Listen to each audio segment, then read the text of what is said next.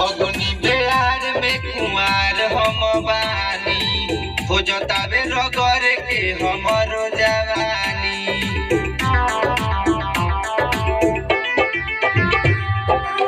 फगुनी बेलार में कुमार हम बानी खोजतावे रगर के हमरो जवानी।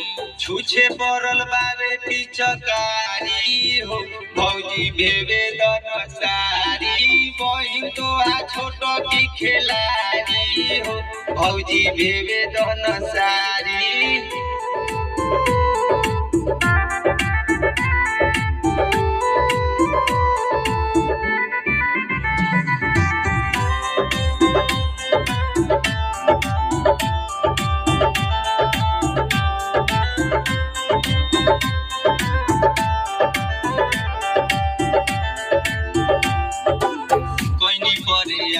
बाकी हाथ में नाइले दुयो दिन रुकली ना घर चली गईले।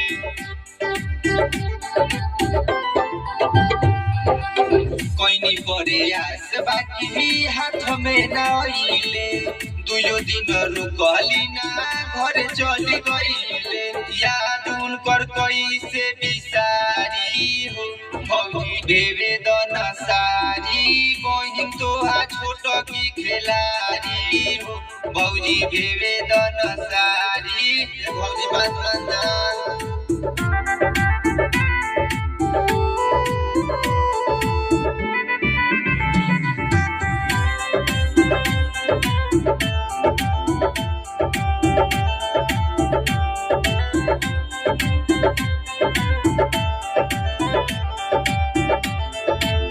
नीरज निरमोही के दुख बुझ भाभी फगुआ में मारत नइखे तोहरा के गाभी।